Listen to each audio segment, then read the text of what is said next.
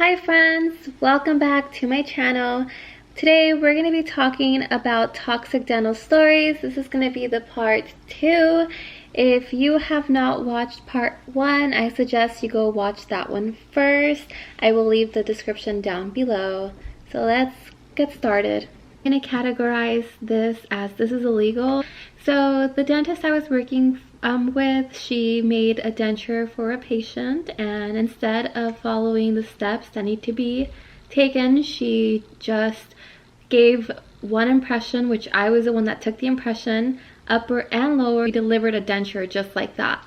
There was no steps at all. So guess what happened when we delivered the denture?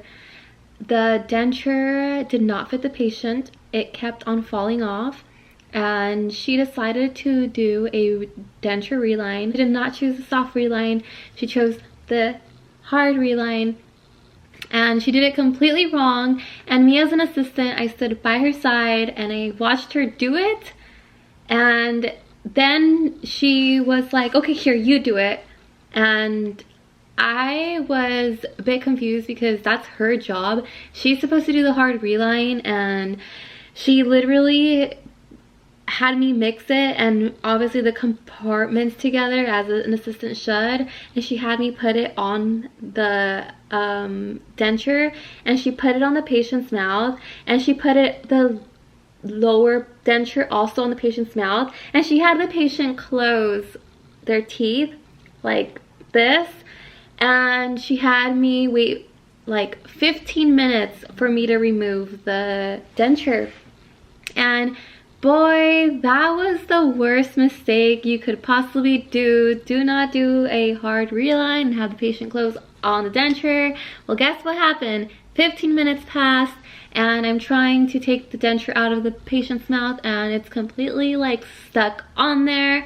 We had to force it out, and the patient ended up getting like a jaw locked. So it was like the worst thing ever. She told me, okay, clean it up. And I was like, the two dentures are stuck together. How do you expect me to clean it up? Which I did not say anything. She walked away, and I grabbed the slow speed and I started cleaning it off nicely.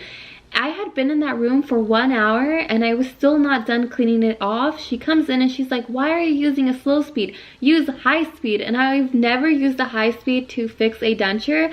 So I was completely confused, and she was like, oh my goodness, like, here, I'll show you how. She grabs a flame and she just like starts taking it off. She goes far enough to where she takes off the gum, and the denture is just a mess, and the denture never fit the patient.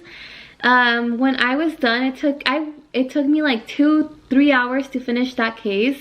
There was 2 other assistants, so they were helping out with the treatment, but in that room I made sure the patient got the quality denture that she needed. But once I was done, like at 1 o'clock, I was so embarrassed to like give it to her and be like, here you go, this is what your denture looks like. It looks like crap. Her denture was messed up, and I felt so sorry for the girl. And eventually, like, I told her, hey, you know, I'm gonna make you an appointment for tomorrow. The doctor will go ahead and fix it. Right now we are at lunch.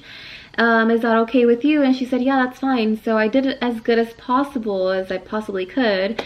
And next thing you know, she sees the schedule. The doctor sees the schedule for the next day, and she starts questioning it.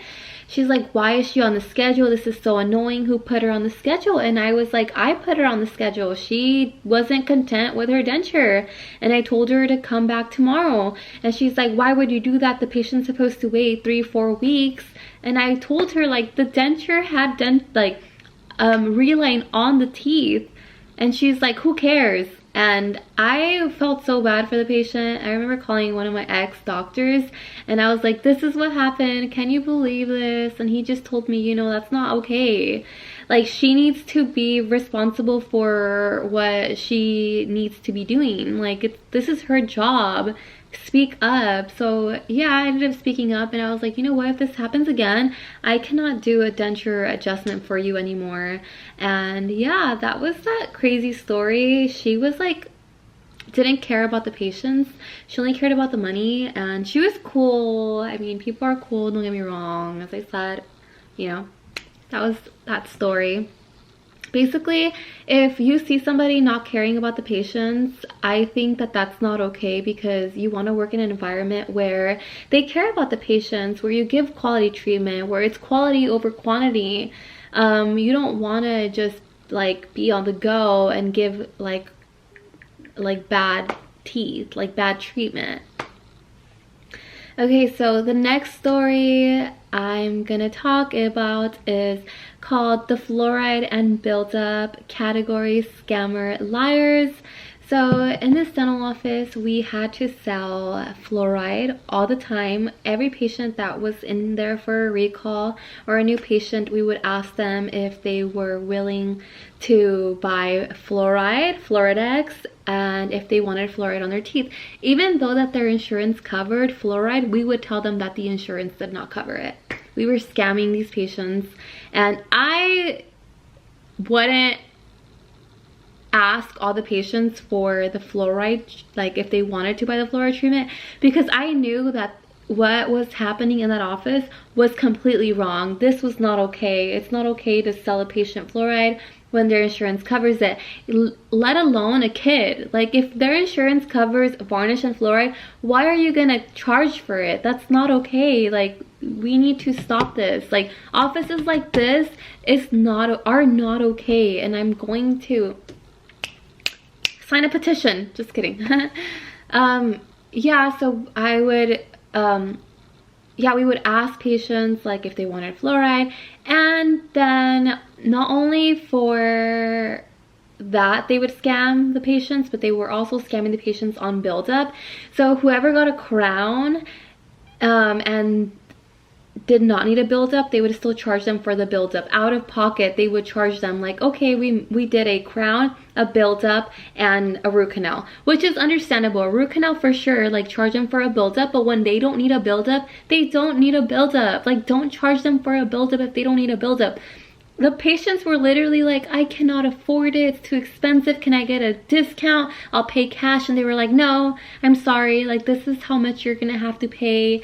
And I felt so bad because most of these patients were like, some of them were elderly, and their insurance were getting charged for a buildup, and they weren't even using buildup on the patients, and they were charging them, and the patients were crying for their finances.